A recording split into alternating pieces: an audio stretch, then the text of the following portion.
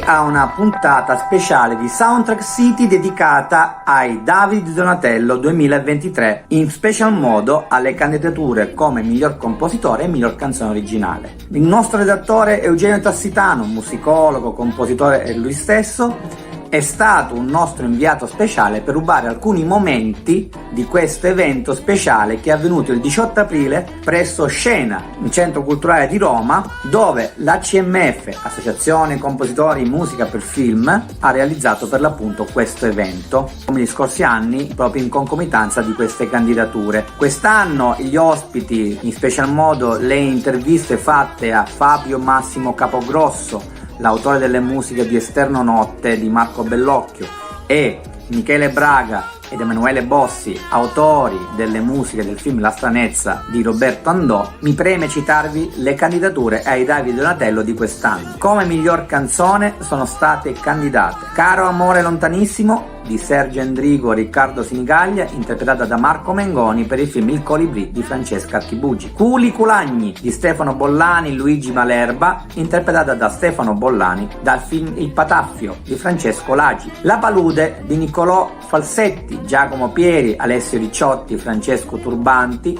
interpretata da Francesco Turbanti, Emanuele Linfatti e Matteo Creatini. Da Margini di Niccolò Falsetti. Se mi vuoi di Diodato dal film Diabolic, Gingo all'attacco dei Manetti Bros. Proiettili, Ti mangi il cuore, Johan Thiele, Elisa Toffoli, Emanuele Triglia, Elodie, interpretata da Elodie e Johan Thiele. Ti mangi il cuore di Pippo Mezzapesa. Le candidature per il miglior compositore sono andate a Michele Braga, Emanuele Bossi per La stranezza di Roberto Andò, a Daniel Norgren per Le otto montagne di Felix van Groningen e Charlotte van der Merch, a Stefano Bollani, Il Pataffio di Francesco Laggi, a Franco Persanti, Siccità di Paolo Rezzi, a Fabio Massimo Capogrosso per Esterno Notte di Marco Bellocchio. Durante l'evento sono stati proiettati i trailer e alcuni estratti delle opere in nomination, con interventi in video degli artisti coinvolti e dal vivo in conversazioni con i musicisti del direttivo ACMF, a cominciare dal presidente Pivio, dal vicepresidente Alessandro Molinari e dai consiglieri presenti Pasquale Catalano, Fabrizio Fornaci, Riccardo Gianni, Stefano Mainetti e Giuliano Ottaviani. Ci sono stati vari ospiti, tra cui il maestro Franco Piersanti. Questa iniziativa è stata fortemente voluta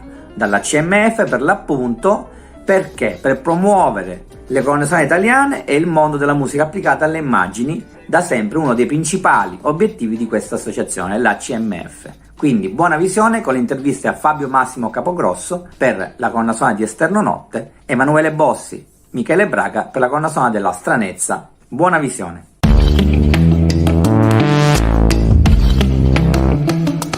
Non è soltanto bell'occhio ma anche bell'orecchio.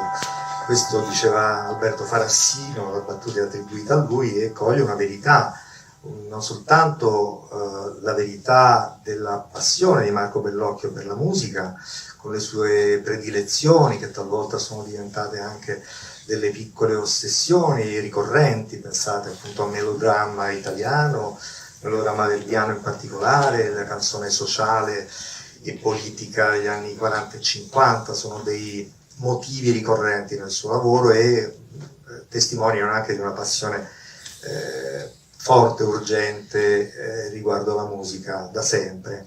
Ma questo riguarda anche in fondo, in generale, il lavoro con il suono, dunque la capacità di Bellocchio di disporsi ad ascoltare e a valorizzare i suoni in generale della colonna sonora, dunque che sono anche naturalmente la voce degli attori, la colonna effetti, tutto quello che compone l'affresco sonoro generale di un film. Questo è notorio, una testimonianza abbastanza significativa nel fatto che, ad esempio, laddove moltissimi registi e cineasti faticano un pochino al missaggio perché lo ritengono la parte più noiosa della realizzazione di un film, in realtà ricorderete forse Sidney Lumet diceva il Dio castiga il regista per il fatto di fare il mestiere più bello del mondo, imponendogli, somministrandogli la pena del missaggio. Ecco, Bellocchio dedicava, quando il cinema poteva permetterselo, in tempi neanche troppo lontani, anche 6 settimane al mix, che è una cosa davvero imponente. Dunque questo significa anche la capacità di un cineasta di utilizzare tutte le sottigliezze del suono, metterle al servizio del proprio film e dare un tono al film, non soltanto con la bellezza delle immagini, del montaggio, con la recitazione degli attori e tutto, ma anche attraverso un uso ponderato del suono. Ecco, questo elemento mi sembra così importante ed è, diciamo, importante nel cinema di Bellocchio sin dall'inizio, attraverso tutta la scelta anche dei compositori che sono stati chiamati a lavorare sui suoi film, dal primo che fu Ennio Morricone con I pugni in tasca, fino al più recente che è appunto Fabio Massimo Capogrosso, che ha lavorato in Esterno Notte e credo anche nel nuovo film. Ecco, a lui proprio faccio la domanda che si fa in questi casi, ma in riferimento proprio al lavoro complessivo sul suono. Ecco, se hai avuto l'impressione di confrontarti con un cineasta che, al di là dei suoi meriti e della sua bravura, appunto ha questa predilezione, questa attenzione al suono. Sì, sicuramente. Io ricordo che proprio durante il nostro primo incontro lui mi parlò per esempio del Gong dell'Andrea Chenier, quindi insomma parliamo di un regista che ha anche una cultura, specialmente su tutto il mondo che riguarda il melodramma, veramente ampia, insomma. E da qui ho capito che evidentemente l'uso delle percussioni per Esterno Notte poteva essere uno degli aspetti importanti. Infatti c'è un ampio uso della percussione anche come colore più che altro. Io ho scritto molte cose sulla sceneggiatura perché abbiamo fatto questo primo incontro in cui lui, io ricordo molto timidamente, ho bussato alla porta, trovo quest'uomo sulla scrivania e sono Capogrosso, compositore. Ah, Capogrosso, pensavo fossi un omone.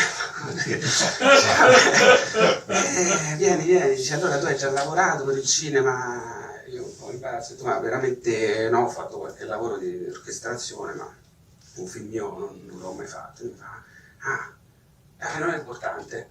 E mi ha detto, io ho sentito la tua musica perché sento dentro una drammaticità, un'energia che secondo me potrebbero essere utili per questo mio progetto. Dice, però non avendo mai lavorato insieme, io ti chiederei, ti vorrei far leggere la sceneggiatura e così se tu riesci, ci vediamo fra 2 o 3 settimane, tu mi porti anche un paio di minuti in modo che io possa capire come tu ti relazioni alla sceneggiatura, per me sarebbe molto utile. Adesso io nella mia produzione di musica, chiamiamola pura, assoluta, insomma, contemporanea, spesso mi ispiro a romanzi, quadri, insomma, mi piace questa avere delle visioni a cui ispirarmi, quindi è una cosa che evidentemente mi riesce abbastanza naturale. E quindi ho letto questa sceneggiatura e dopo 5 giorni l'ho chiamato e ho detto, io ho scritto 5 pezzi, se li vogliamo sentire. Sì, come no.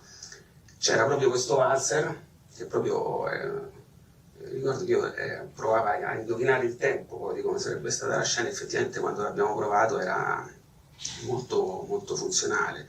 Poi c'era un grande requiem per coro e orchestra che a lui è piaciuto molto, e, insomma quasi tutti i brani che io gli ho fatto ascoltare in quell'occasione sono finiti sul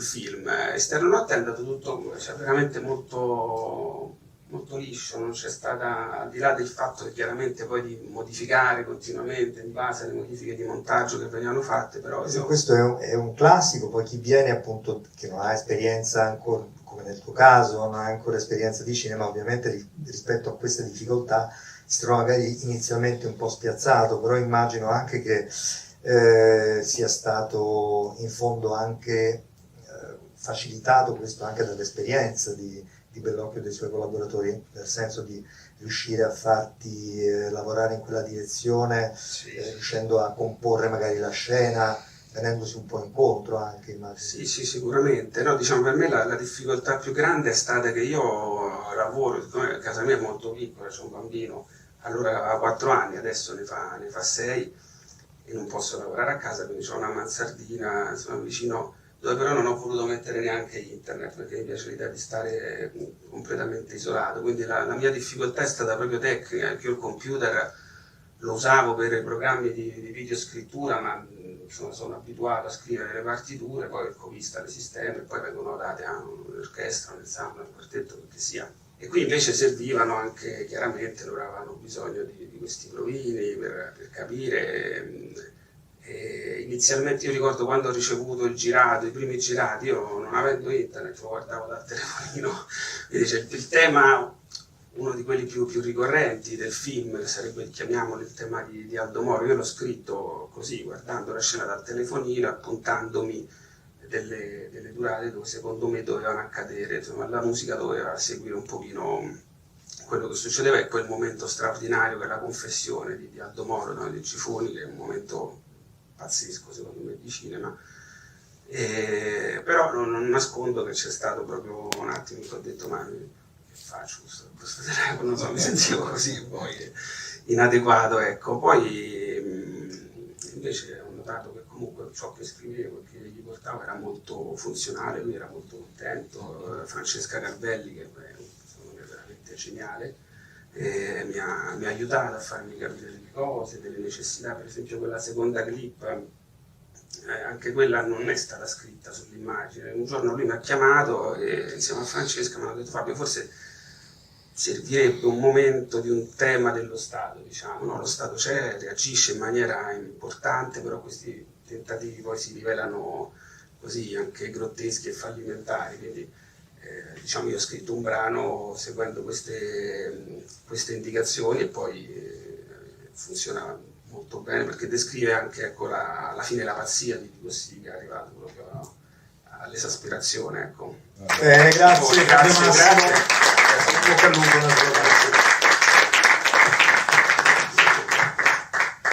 allora, un film abbastanza impegnativo, devo dire, da un punto di vista musicale.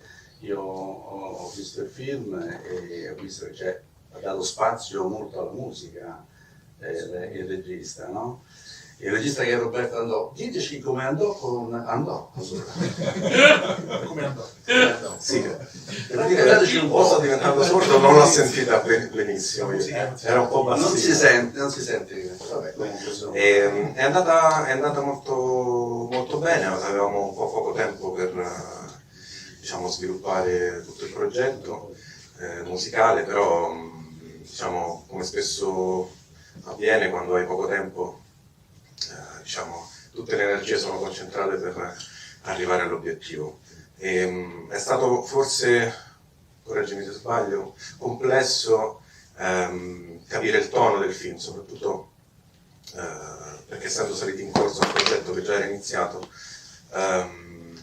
non è semplicissimo. Chi ha visto il film sa che diciamo, si tiene in uno strano equilibrio, non voglio dire assolutamente precario, perché comunque trovo che il film sia molto riuscito, ma l'equilibrio su cui si fonda questo film diciamo, viaggia tra la commedia, il dramma, il grottesco e, come dire, il metafilm, quindi l'idea che ci sia un film nel film e dei personaggi diciamo non reali all'interno di una storia narrata che si presuppone sia realistica quantomeno. Quindi trovare il tono giusto non è stato semplice, in questo ci ha guidato sicuramente il regista e diciamo è venuto tutto anche un po' più facile. Poi aver potuto lavorare in due in questo caso è stato fondamentale, perché comunque il tempo era poco e come mi piace sempre dire, lavorare insieme sicuramente crea le dinamiche per avere diciamo, più idee, più forze, diciamo, in gioco. Appunto, com'è lavorare in due? Che fa? Come avete impostato il lavoro? Cioè, uno cucinava, l'altro lavorava, non è così semplice. lavava i piatti e l'altro lavorava, oppure... Non è così semplice, perché concedetemi un parallelismo della vita: se uno per fare un figlio in 4 mesi e mezzo non ci vogliono 3 persone, insomma, quindi comunque la gestazione, per così dire, è la stessa, per quanto ci si possano mettere tante energie tutti insieme. Quindi creare qualche cosa che per definizione è individuale in due è uno sforzo di per sé pari quasi al matrimonio, cioè c'è una roba che tu devi far funzionare quasi per forza all'inizio, e farlo diventare naturale è un processo che richiede intelligenza e saper ascoltare, che è una delle cose forse nella musica che facciamo meno, paradossalmente, perché siamo fondamentalmente concentrati nel nostro, siamo fondamentalmente tutti individualisti, siamo egocentrici, siamo narcisisti, siamo tutto quello che ci può essere nell'arte, e questa cosa condividerla molto spesso con gioia e dolori, poi, ovviamente, non è semplice, diciamo, ma è un'occasione di di scambio. Io poi sono nato figlio unico, quindi per me scambiare già di base è complicato.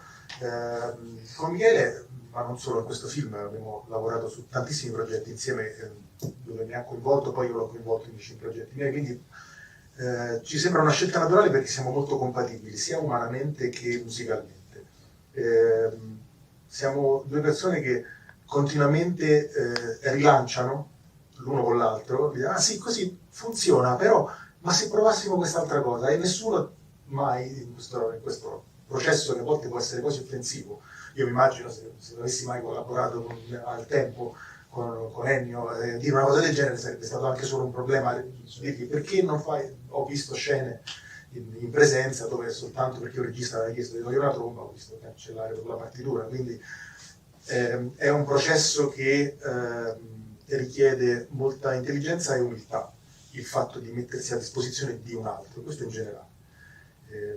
Siamo stati aiutati poi in questo poco tempo anche da Goffredo, anche noi, nell'unire questa difficoltà e far da che è una difficoltà ne abbiamo fatto un valore. Spero che poi sia arrivato come valore e il film anche ha una doppia anima, perché così come nel metateatro di Pirandello, dove forma, contenuto, ironia, seriosità convivono nella stessa maniera, anche noi nella musica abbiamo messo fondamentalmente due anime, la musica popolare e la musica, almeno l'intenzione era questa, di estrapolare da Ravel, da Debussy, le melodie che non erano propriamente e comunemente della tradizione popolare. Quindi noi abbiamo, diciamo, sperimentato come potrebbe essere mettere all'interno di un contesto tonale popolare, quindi fatto di accordi semplici, di gradi semplici, una melodia che sopra in qualche modo andasse a contrastare l'intenzione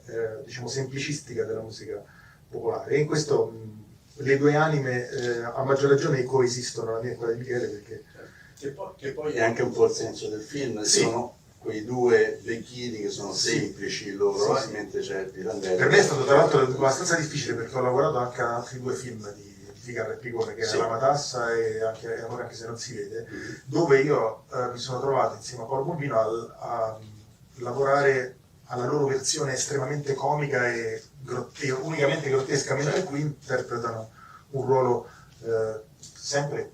Qui ricordano, se mi permetti, ricordano un po' anche Franco Franchi e Ciccio Ingrassia nella giara di Taviani, no? Hanno questa connotazione molto simile. Assolutamente, ed è stata la difficoltà del musicare questo film, oltre che in poco tempo, perché alla fine tra una cosa e l'altra ci sono state 3 settimane per lavorarci, e quindi è stata una partitura scritta veramente, oserei dire, di getto, perché ovviamente il tempo era una caratteristica, sì, era una caratteristica specifica di questo progetto, come a volte accade, ma in questo caso anche specifica era proprio un'esigenza. E questo Michele e anche io siamo, diciamo, ci facciamo aiutare un po' anche dal computer per far capire immediatamente le intenzioni, come diciamo prima c'era un po' un dibattito sul computer. Ecco, è uno strumento, in realtà, se usato nella maniera corretta, può aiutare un processo creativo e non solo stare. Certo. Come è stato il rapporto con Roberto Andò? Diciamo, già avevamo collaborato su una serie in 2 puntate dedicata a Letizia Battaglia, grande fotografa di mafia. No, devo dire molto buono. All'inizio ovviamente bisogna conoscersi e soprattutto cercare di guadagnare la fiducia anche di una persona che comunque ritengo un intellettuale e che ha la capacità anche di parlare come dire, al popolo, però cercando sempre di volare abbastanza alto, quindi non era scontato. E per me, devo dire, è stato un grandissimo piacere e hai sempre la sensazione di, almeno per quanto mi riguarda, di imparare qualcosa quando lavori con lui. Almeno mi succede ogni tanto quando lavoro con alcuni registi particolarmente bravi e anche generosi nel anche raccontare aneddoti o le loro visioni magari della loro arte. Poi lui tra l'altro è anche un grandissimo appassionato di musica, oltre che regista di teatro musicale anche, quindi devo dire, personalmente mi sono trovato molto bene e una fiducia reciproca che credo è cresciuta comunque nel tempo.